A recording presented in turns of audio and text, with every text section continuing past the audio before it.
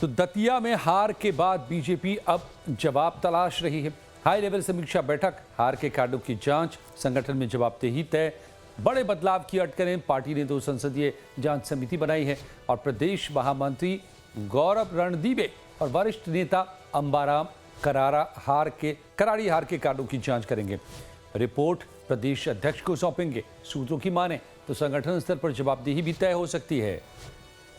तो दतिया की हार के बाद बीजेपी की पहली प्रतिक्रिया कार्रवाई की तैयारी के तौर पर सामने आई है। मुख्यमंत्री ने समीक्षा बैठक बुलाई, चुनाव प्रभारी से जवाब मांगा गया, लेकिन कैमरों के सामने हर नेता खामोश दिखा। फौज भी काम नहीं कर पाई दतिया उपचुनाव में और कांग्रेस की जो सीट है बरकरार रही है। आप देख सकते हैं मध्य प्रदेश के मुख्यमंत्री डॉक्टर मोहन यादव के निवास पर तमाम जो मंत्री थे, संगठन के प्रभारी थे और जो प्रदेश अध्यक्ष हेमंत खंडवा सहित तमाम मुख्यमंत्री के जो दतिया के उपचुनाव के जो प्रत्याशी थे।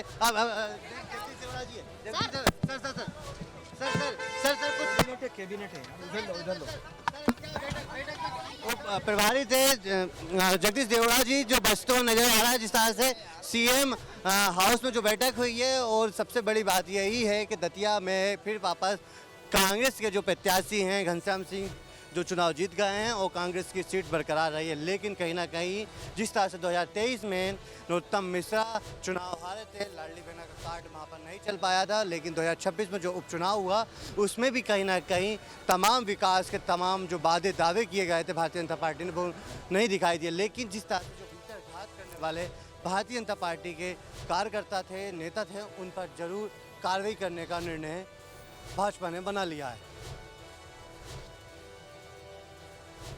उधर विपक्ष इस नतीजे को बीजेपी के खिलाफ जनता का जनादेश बता रहा है। समाजवादी पार्टी का कहना है कि दतिया की हार सत्ता के अहंकार की हार है। विपक्ष का आरोप है कि जनता अब सरकार के कामकाज और स्थानीय मुद्दे पर वोट दे रही है। से हमारे नौजवानों छात्रों की आवाज उठी थी और जिस पर सरकार ने अपनी क्रूरता दिखाई और आरएसएस कहे कि देशद्रोही लोग हैं, ये उनका पहला जवाब उन लोगों को है जो किसी को भी देशद्रोही कह देते हैं। किसान आंदोलन करेंगे तो देशद्रोही हो गए, शिक्षक करेंगे तो देशद्रोही हो गए, जिनका खुद का इतिहास इतना काला है कि कोई उनका नाम नहीं लेना चाहता। तो ये छात्रों का, नौजवानों को इसका मैं श्रेय देता हूँ। ये जीत उनकी जीत है और इससे एक बड़ा परिवर्तन होगा। तो दतिया का चुनाव सिर्फ एक सीट का चुनाव नहीं था।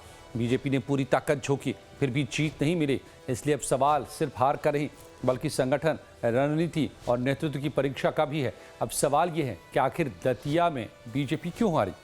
नरोत्तम मिश्रा का टिकट कटने से कार्यकर्ताओं में असंतोष का माहौल था। अंतरकलह से कार्यकर्ताओं में उत्साह की कमी दिखी। प्रत्याशी की स्थानीय पहचान ज्यादा नहीं थी। टिकट बंटवारे के बाद बीजेपी में आंतरिक गुटबाजी साफ होकर नजर आई। बीजेपी के कोर वोटर पूरी तरह से मतदान के लिए नहीं निकले। सवर्णों के एक हिस्से में नाराजगी देखने को मिली और केंद्रीय नेतृत्व का चुनाव प्रचार में सीमित हस्तक्षेप था। तो दतिया में मिली हार ने मध्य प्रदेश बीजेपी को आत्ममंथन के दौर में ला खड़ा किया है। मुख्यमंत्री से लेकर के संगठन तक जवाब तलाश रहा है, जबकि विपक्ष इसे जनता का साफ संदेश बता रहा है। अब सबकी नजर इस बात पर है कि जांच समिति की रिपोर्ट के बाद क्या सिर्फ समीक्षा होगी या फिर संगठन में बड़े बदलाव भी देखने को मिलेंगे।